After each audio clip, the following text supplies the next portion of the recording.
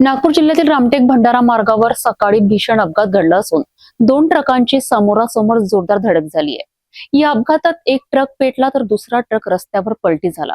या अपघातात 3 जण गंभीर जखमी झाले असून त्यांच्यावर नागपूर मेडिकलमध्ये उपचार सुरू आहेत।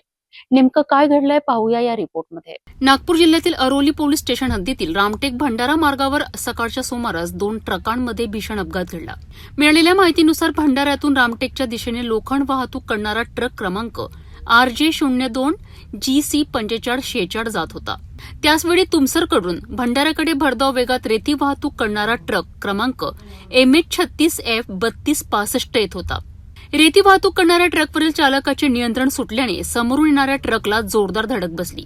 धडक इतकी भीषण होती की लोखंड भरलेला ट्रक रस्त्याखाली फेकला गेला आणि शॉर्ट सर्किटमुळे त्याने पेट घेतला, तर रेती वाहतूक करणारा ट्रक रस्त्यावरच पलटी झाला। या भीषण अपघातात सोहेल खान वय 22 वर्ष राहणार राजस्थान, सुनील शेंद्रे वय 35 वर्ष राहणार डोंगरी आणि कमलेश मेश्राम वय 27 वर्ष राहणार तुमसर हे तिघेही गंभीर जखमी झालेत।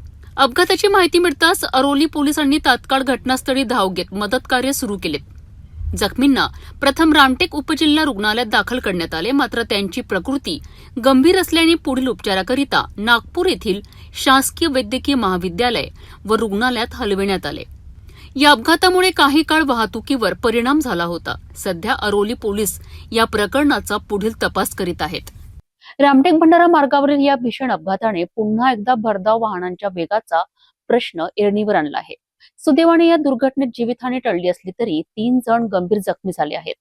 या प्रकरणाचा पुढील तपास अरोली पोलीस करीत आहेत।